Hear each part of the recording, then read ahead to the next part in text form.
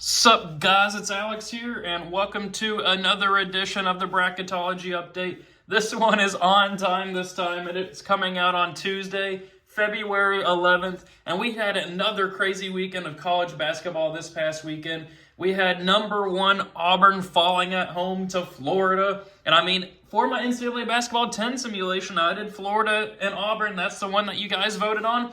That simulation had Florida going on the road and beating Auburn, and then it happened in real life. I've done 3 simulations, and I believe either 2 out of 3 or all 3 have been correct. Some of them had upsets like USC going on the road and beating Illinois, stuff like that. We had Duke falling on the road against Clemson as well. We also had a ton of good games going on throughout the nation, like Ole Miss going on the road, beating LSU. We had some crazy comebacks, crazy results. I mean, we have UConn now falling out of the top 25. How about that? The back-to-back national champions, number 2 or 3 in the preseason poll, completely falling out of the top 25. I think they'll be okay in terms of making the tournament, but in terms of getting a good seed, they're in trouble, man. They're in trouble. I don't know what's going on with UConn. Dan Hurley's been getting upset at fans screaming at him. I think the last time they played Creighton, which they played Creighton tonight, last time they played, he cussed out a student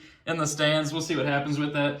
But before we get into this video, I want to let you guys know, make sure you join the Discord server that is in the description. The link is in the description. If you want to talk about college basketball, talk about live games of college basketball, tournament stuff, just random stuff, make sure you join that Discord server with other fans as well. I think we have a couple hundred people in that Discord server now. We're trying to get it back and popping in time for the NCAA tournament. Now that the Super Bowl's over, it is time for college basketball to take that mantle. Oh, I'm so excited. And also, before we get into the bracketology, I want to let you guys know about the NCAA Basketball 10 simulation for this weekend. If a game gets 5 likes or more, or 5 comments, all that stuff, I will post it. I mean, the top grand prize finale, whatever you want to call it, obviously is number 1 Auburn versus number 2 Alabama. I'm assuming that one will win. We'll see what happens with that. But you also have a couple other games in there like Houston and Arizona. That would be a fun matchup to see. But I believe it's probably going to be Alabama-Auburn. Just make sure you comment below and I'll simulate it on NCAA Basketball 10. But taking a look here at the bubble, last 4 byes are Oklahoma, Nebraska, Texas, and Vanderbilt. A lot of former Big 12 teams in there. None are in there right now. Oklahoma and Texas, obviously in the SEC. Nebraska in the Big 10. But those teams are going in some opposite directions. You have Texas finally starting to build a case for themselves. I believe they play Alabama at home tonight. That would be a huge win for the Longhorns. Then you have Oklahoma, who started the season 13-0, but I think they're 3-7 now in the SEC, not looking too good. I did place a bet for them not to make the NCAA tournament, so we'll see what happens. Same thing with the last 4 teams here of Georgia, San Diego State, Wake Forest, and BYU. Georgia was a 7 seed probably 2-3 weeks ago, something like that, but they have hit the SEC this year, and they're a case study, I would say, of the SEC this year. In any other conference, they'd probably be a 3 or 4 in that conference, right there in terms of being tiered in that conference. But in the SEC this year specifically, they're 10. So we'll see what happens with Georgia. First 4 out are Arkansas, VCU, North Carolina, and SMU. Arkansas starting their season around. They were off the bubble a couple of weeks ago, but they've been stacking quality wins. They missed a great opportunity against Alabama over the weekend, but they're starting to right their ship there. And then North Carolina, they need to be out of the tournament picture. I don't even know why they're still on the first 4 out list. They don't even deserve to be there. They're 14-10, 14-11, something like that. They should not even be on the bubble. But then the next 4 out are Pittsburgh, Xavier, UC San Diego, and Boise State. So as we get in here into my predictions, if you're new to the channel, every time I do one of these bracketology videos, I go to the vertex42.com, download their Excel template, and fill out the Excel template based off of Joe Lunardi's recent bracketology. And then I'll go through there, and then I will give my predictions on who I think is going to win. And so we'll see what happens. We've been having some upsets in our last few bracketologies. I had Arizona winning it all a little bit ago as a 5 seed, I believe, and now, of course, they're on the 3 line. It's all about bracketing. I say it every single time, but we'll get to Louisville, who's a great case study here in a little bit. Louisville was a 7 seed paired up with Purdue in recent bracketologies. I like that matchup with them. I believe I had Louisville in the Elite 8 in my last bracketology, but now the 2 seed that they're paired up with is Florida. I don't like that matchup for them. I got them losing in the second round, or will have them losing in the second round. So it's all about bracketing, as we'll see. So enough, it's 5 minutes into the video. Let's get into our predictions. We'll start up here with the top left region and go with Auburn over the winner of Little Rock and American. Then I think that Baylor will take care of business against Oregon. Those two teams have been disappointments this year, especially on the Baylor side. But now they're getting VJ Edgecombe back. We'll see if he can make a difference for them here in time for the tournament. Memphis versus UC Irvine. UC Irvine could pull off the upset there, but I just don't really see it happening. Give me Memphis there. Same thing with St. John's over at High Point. Creighton versus the winner of Georgia and San Diego State. Creighton was a team that was on the bubble, maybe even out of the picture. Creighton putting together, I think it's a 10-game win streak now, something like that. They play UConn tonight. Give me Creighton in that matchup there. Then we'll go with Marquette here, moving on past Lipscomb. Missouri over Nebraska, and then Houston over Central Connecticut. So obviously no first round up. I guess we technically have a first round upset, Baylor over Oregon, but that's a 9-8. We'll see what happens with the rest of the regions, but that's just how I see this one starting out. Auburn versus Baylor. Give me Auburn, though, advancing on to the Sweet 16. Memphis versus St. John's. Give me St. John's. But then in a Big East matchup here, Creighton versus Marquette. Give me 6th seed Creighton advancing on there. Actually, no, that's not that shouldn't be Marquette. That should be a different team, I believe. Oh, Michigan State, that's who it should be. Let me update that real quick. I can't believe I didn't update that. That affects a lot of stuff, actually. So Michigan State will have there as the 3 seed. Obviously, moving on past Lipscomb. Since it's Michigan State, you guys are seeing this live. I don't take any breaks. We're going to switch that over to Michigan State. Oops. We should have had them moving on past Creighton. Creighton, I do think, would beat Marquette, who's a 5 seed over there. But I just don't see that happening against Michigan State. We got the Spartans advancing on there. Then we'll have Missouri upsetting Houston. Maybe I'm too low on Houston. I mean, I've been low on them all season long. But I think it's more so just my belief in Missouri to make a run in the tournament this year. I got a 7-2 upset happening. Then for a spot in the Elite Eight, obviously Auburn's going to beat St. John's. I say obviously, it's not a true thing. I think they'd probably be like a 10-point favorite going into that game. But give me the Tigers there, where they will face Michigan State, who I do think would beat Missouri. And then for a spot in the Final Four, give me Michigan State, the team that I had put Marquette there, as actually making a run here to the Final Four, beating Auburn. This is a team that I have been a fan of over the course of this season, back when they were like a 7 seed, and back in like November, December, something like that. But now finding themselves on the 3 seed line, give me the Spartans. So then we'll move on to the top right region over here, Alabama versus Southern. Give me Alabama. Then we'll have St. Mary's moving on past New Mexico, which New Mexico is a 9 seed. I like that for them. Then we're going to have 12 seed George Mason over Marquette. We mentioned earlier that I had Marquette losing earlier on.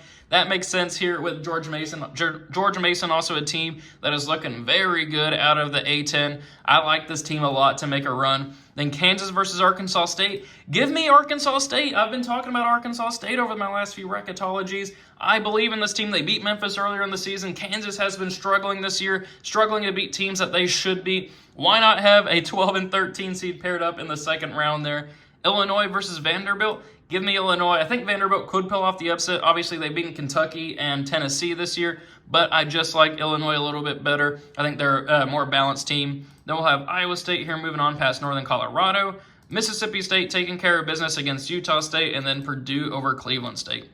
It's in first spot in the Sweet 16, Alabama versus St. Mary's. I don't see St. Mary's pulling off the upset. Give me the Crimson Tide. And then give me Arkansas State moving on to the Sweet 16 as a 13 seed. How about that? Then for a spot on the other side, Illinois versus Iowa State. 2 teams that have actually kind of been trending down. I think Iowa State lost 3 in a row before riding the ship against TCU on Saturday. I think Illinois has lost they've lost 5 out of their last 9 games. 4 and 5 in those last 9 games. Give me Iowa State, though, advancing on. Mississippi State versus Purdue. Give me Purdue. Then for a spot in the Elite Eight, Alabama versus Arkansas State. I think the nation would be rooting for Arkansas State at this point, but give me the Crimson Tide. Then Iowa State and Purdue. Give me Purdue advancing on there. These 2 teams played earlier in the season. I believe it was at Purdue, and I believe Purdue won that game. Maybe I'm wrong, but that would be a fantastic game to watch here in the Elite Eight, Alabama and Purdue. But give me Alabama and Mark Sears moving on to the Final Four. So moving on down here to the bottom right regional, Duke versus the winner of Merrimack and Omaha. That one's pretty obvious. UConn and West Virginia. UConn having a very disappointing season. West Virginia having a great season. First-year coach But I got UConn, Dan Hurley moving on there. West Virginia is just a little too inconsistent for me this year. Michigan versus Yale, give me Michigan moving on there. Kentucky over Samford as well. Maryland to beat the winner of BYU and Wake Forest, give me Maryland. Texas Tech over Jacksonville State. But then give me Louisville here over Texas and Florida against Towson. So again, not a whole lot of first round upsets there. Those were saved for this top right regional and maybe this bottom left one, which we'll get to in a second. But I think it's just the individual games that will be crazy this year. Duke versus UConn, that's a fantastic matchup.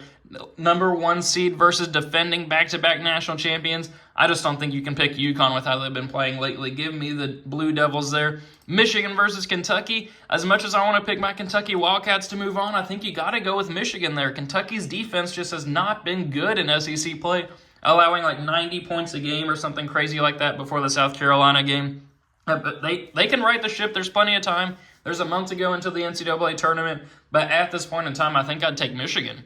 So then we're also going to have Maryland pulling off the 6-3 upset over Texas Tech. Maryland's been looking really good lately, but they will face Florida. I talked about that Louisville-Florida matchup a little bit earlier on.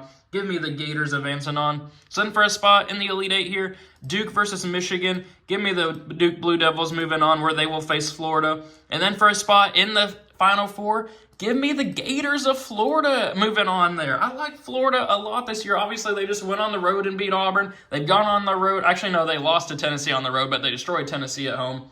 Florida is a team that is looking great for that Todd Golden squad. I got them moving on to the Final Four here.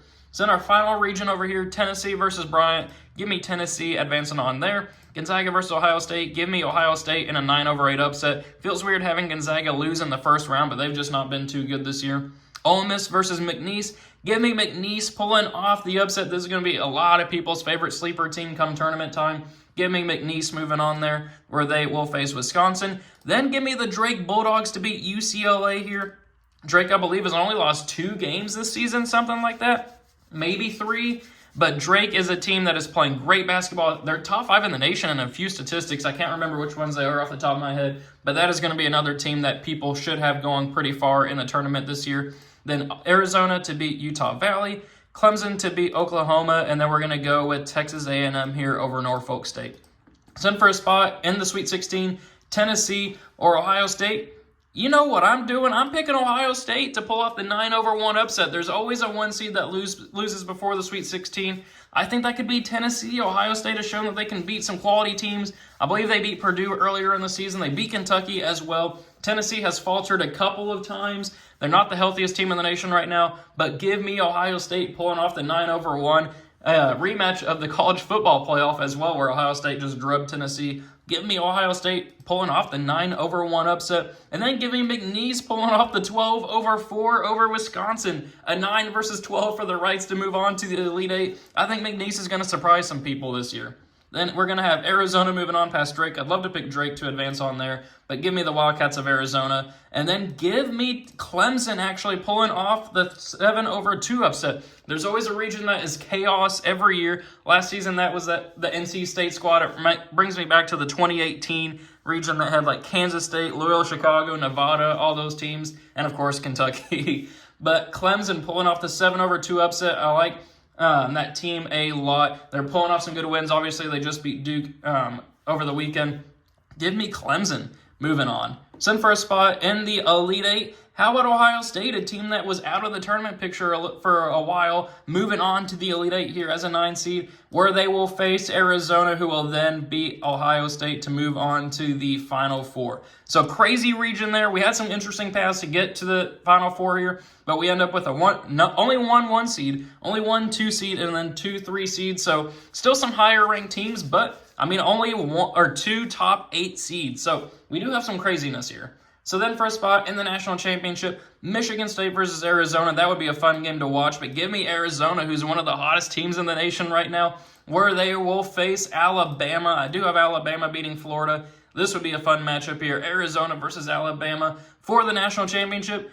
Give me the hottest team in the nation, though. Give me Caleb Love, who has had a crazy college career at North Carolina and then moving on to Arizona. I think that Arizona could pull it off and win the national championship. as a 3 seed, as the hottest team in the nation right now. Maybe I'm just going crazy. Maybe that is just too reactionary. But it's better than having a number 1 overall seed winning just for the heck of it. It's better than having a number 1 seed winning just as a number 1 seed.